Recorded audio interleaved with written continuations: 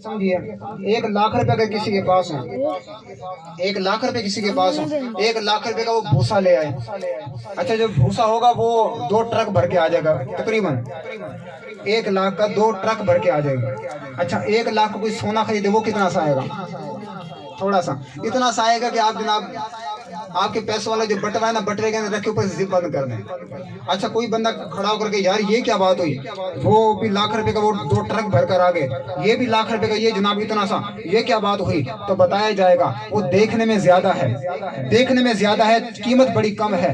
ये देखने में छोटा है, कीमत बड़ी तगड़ी है।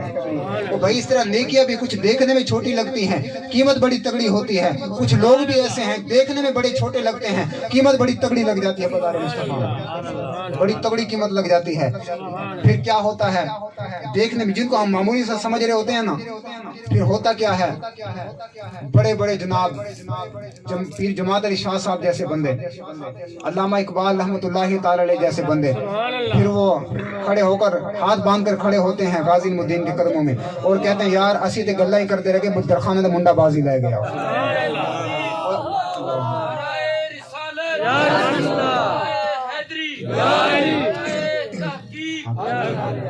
भाई जिसको हम छोटा समझ रहे होते हैं, बाज़ दफा वही बड़े बड़ों से बाजी ले जाते हैं। कहाँ जमात अली शाह साहब का मकाम, कहाँ अल्लामा इकबाल का मकाम, और कहाँ इल्मुद्दीन। देख कर कुरान भी नहीं पढ़ना आता था आपको, हिस्ट्री उठाकर पढ़े आपकी, देख कर कुरान भी नहीं पढ़ना आता था आपको, लेकिन काम कैसा कर गए कि बड़े बड़े रश्क कर रहे हैं, कैसे थे गल्ला ही कर दे रहे हैं, दरखाने का मुंडा बाजी ले गया। तो जिसको हम छोटा समझ रहे होते हैं तो बाज़ दफा नंबर ले जाते हैं वो। फिर क्या होता है, बड़े बड़े आलिम, बड़े बड़े फाजिल, बड़े बड़े जनाब हाफिज, बड़े बड़े कारी, बड़े बड़े मुफ्ती, बाकी सारों को छोड़े यार शेखुल हदीस व तफसीर अल्लामा खालिद हुसैन रिजवी रहमतुल्लाहि ताला जैसा बंदा अपने सर की पगड़ी उतार कर मुमताज कादरी एक पुलिस वाले के कदमों में रखता है और कहता है ऐसी मौलवी ते गल्ला ही करते रह गए, मलका द मुंडा बाजी ले गया। असी ते गल्ला ही करते रह गए, मलका द मुंडा बाजी ले गया। हजरत मुमताज कादरी रहमतुल्लाहि ताला अलैह, आपने जब हुजूर के नमाज पर पहरा दिया ना और पहरा देकर जेल में आ गए, एक मुफ्ती साहब के मिलने के लिए कहा हुजूर की नमाज पर पहरा दिया मुमताज कादरी, बताओ हुजूर ने कोई करम नवाजी भी फरमाई? आंखों में मोटे मोटे आंसू आ गए, मोटे मोटे आंसू आए और आकर कहा कि जनाब हमने उलमा से सुना था कि जनाब फलां वजीफा पढ़ लो हुजूर की ज़ियारत नसीब होती है। अच्छा, फलां वजीफा पढ़ लो हुजूर की ज़ियारत नसीब होती है। कहा पढ़ पढ़ कर थक गए, कभी हुजूर का दीदार नसीब नहीं हुआ। कहा जब से मैंने हुजूर की नमाज पर पहरा दिया, पहरा देने के बाद जेल में आया हूँ, मैं जब से जेल में आया तब से लेकर अब तक 12 बार मुझे दीदार मुस्तफा नसीब हो चुका है। 12 बार दीदार मुस्तफा नसीब हो चुका है। भाई जो हुजूर के नमाज पर पहरा देना, इस तरह हुजूर करम नवाजियाँ फरमाते हैं।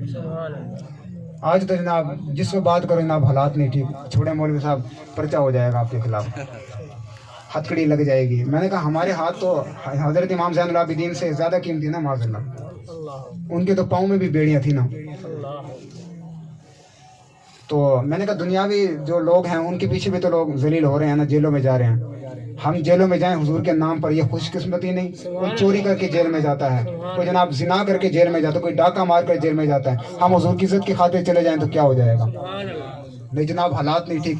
बड़े बड़े मौलवी पीर दीन के नाम पर खाने वाले, जिन्हें हालात नहीं ठीक। मैंने कहा हालात मुसलमानों पर ठीक कब हुए, किस सन में हालात ठीक थे जनाब? कोई एक तरीके बता दो।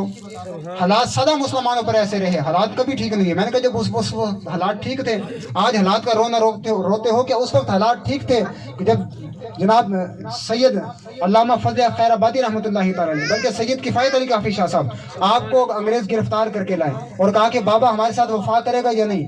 आपने फरमाया मैं सैयद ज़ादा हूँ, सैयद कभी बिकता नहीं होता, सैयद बड़ा अनमोल होता है। उन्होंने सैयद ज़ादे के कपड़े उतारे, कहा कि फिर सजा दी जाएगी, कहा जो चाहो सितम कर लो, कहा कि जो तुम्हारा दिल करता है करो, मैं नाने के दीन से गद्दारी नहीं कर सकता। उन्होंने सैयदजादे के कपड़े उतारे और आपको पता है पहले वो स्त्री होती थी कोयलों वाली स्त्री, बड़ी भारी स्त्री होती थी, कोयलों वाली स्त्रियाँ। अच्छा, स्त्री गर्म की, गर्म करके सैयदजादे के जिस्म पर चलाई। जब जिस्म पर स्त्री चली और जख्म बने, जख्मों के अंदर नमक मिर्चें भर दी और भरकर अंग्रेज चले गए। जनाब सुबह जब हम आएंगे बाबा तब तक मर जाएगा, इसका जनाजा हम ले जाएंगे यहाँ से। तो जनाब जैसे ही अंग्रेज वहाँ से गए, आमना की लाल की जलवागरी हो गई। हुजूर तशरीफ ले आए, जो सैयद किफ़ायत अली गर्म स्त्रियाँ चलने से नहीं रोया, नमक मिर्चें जख्मों में भरी गई तब नहीं रोया, हुजूर को देख कर रो पड़ा।